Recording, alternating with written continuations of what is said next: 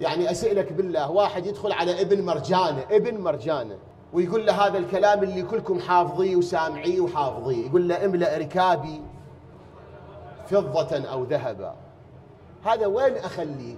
تعال أنت فهمني، أنا ما أعرف هذا وين أخليه.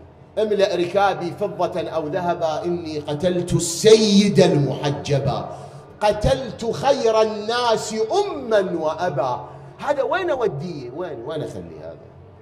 طبعا ابن مرجانة كان متوتر لأن دم الحسين يغلي، كان مزاجه خربان، وهذا متهور ابن مرجانة، وسمع يقول له خير الناس أما وأبا قدام أهل الكوفة، توتر أكثر، قال لك قطع راسه. هذا ايش قاعد يحكي؟ هذا قطع راسه، قطع راسه، وخسر الدنيا والآخرة لعنة الله عليه. واحد يجي زوجته، يا أخي أقول شنو تحكي؟ ما أدري، واحد قلبه يوجعه يعني، والله واحد قلبه يوجعه.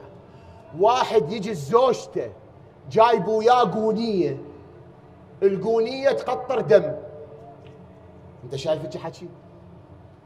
قالت له جاي تبشر الناس سلبة خيام، سلبة ذهب، سلبة أموال، أنت جايب لنا؟ قال لها جيتك بشيء أكبر من ذني كلهن. قالت له شنو؟ قال لها جئتك برأس الحسين. جيت جاي براس الحسين. هاي المرة قالت له سود الله وجهك، ولك أنا أخاف من هذا الرأس، وهذا رأس ابن رسول الله، ولك جاي براس الحسين ببيتي، وين أودي؟ أخاف منه أنا. قال اذهبي يا امرأة، اذهبي، هذا بي جائزة بي. لعنة الله عليهم. شنو ذولا؟ شنو مسوخ ذولا؟ قالت له وين راح تخلي راس الحسين؟ بعد عني، بعد، أخاف منه أنا. قال لها راح أخليه، أكو عنده هو مطبخ، بالمطبخ بيه تنور، قال راح أخليه بالتنور. جاب راس الحسين خلاه بالتنور.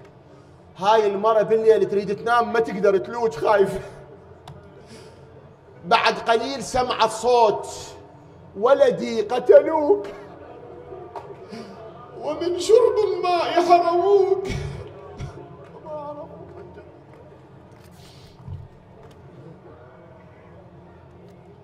ولدي قتلوك. اجت للمطبخ، شافت امرأة واقفة يم التنور تبكي. أمة الله من أنت الباكية عند التنور؟ قالت لها أنا أمه فاطمة. عندك دمعة على الحسين يولا؟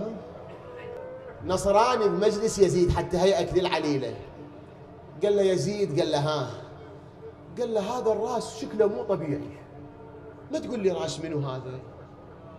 قال له هذا راس الحسين. قال له يزيد يا حسين، قال له ابن رسول الله. قال له ولك يزيد عندنا مكان نقدس بيه حافر حمار عيسى ابن مريم، لليوم نتبرك بيه، وأنتم تذبحون ابن بيت نبيكم، لا بارك الله بكم. بعدين قال لليزيد الآن عرفت الرؤيا اللي شفتها البارحة، كنت ما فاهم تأويل الرؤيا، الآن فهمته. قال له شنو يا رؤيا؟ قال له البارحة شفت النبي صلى الله عليه وآله، نبيكم مو نبينا، نبيكم نبي الإسلام، يأشر لي يقول تعال صير ويانا تعال. أنا ما فهمت، قعدت شنو ليش أصير مسلم وأنا الآن ما دام شفت رأس الحسين وانكسر قلبي على الحسين، أشهد أن لا إله إلا الله، ووقع على رأس الحسين.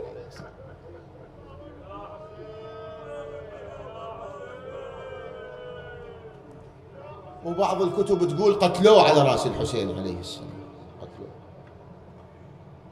وكلكم أتشرف أن أبوس يديكم واحد واحد، لأن تبكون على الحسين وتحضرون مجلس الحسين وتحيون أمر الحسين، الله لا يفرق بيننا وبين الحسين.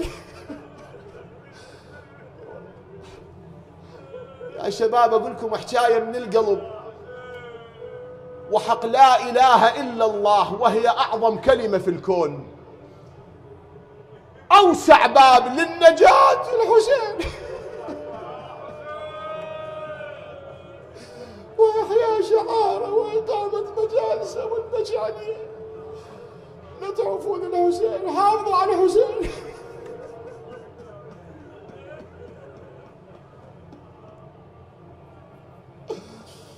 الحسين ودع بيته وركب جواده راد يمشي. هنيالكم تسمعون تعزيه، وحق هذا المنبر ودي انزل وواحد يقرا وابكي على الحسين. بعد شو تريد؟ وحق منبر الحسين انا صادق، ودي اقعد وياكم وابكي على الحسين وواحد يقرا لي وابكي على الحسين. شغله الحسين عظيمه، ما ادري الاخوه، انا اتعلم منكم. الحسين قال لزينب، قال لها ما دام نزلت اكو حكايه باقيه بقلبي كهم خل اقول لك بيها. قالت له قول ابا عبد الله. قال لها النسوان كلهن ودعني بس سكينه ما ودعت، وانا هاي باقيه بقلبي، ليش ما ودعتني سكينه؟ بنيتي احبها، ارد اشمها، ارد اقبلها قبل لا اروح للموت. قالت له لا طاقه لها على وداعك يا ابا عبد الله. زينب قالت له حسين خل نروح انا وياك للخيمه وتودعها. اجى الحسين قالها سيطول بعدي يا سكينه فاعلمي منك البكاء اذا الحمام دهاني، لا تحرقي قلبي بدمعك حسرة ما دام من الروح في جثماني، فإذا قتلت فأنت أولى بالذي تبكينه يا خيرة النسوان. تقل قول لا تخفي علي هذه راحتك يا بعد جاي.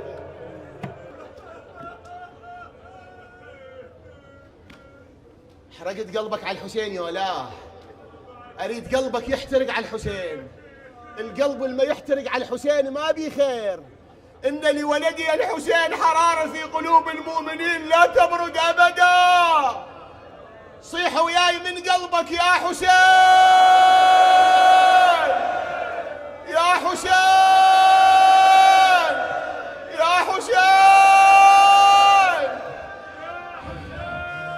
يا ابويا مودع الله راجدني، بس خلي على بالك عندك بنيه علي لو تنتظر منك بعد جاي. يا القضية عمرك عينك علي، يا القضية عمرك عينك علي.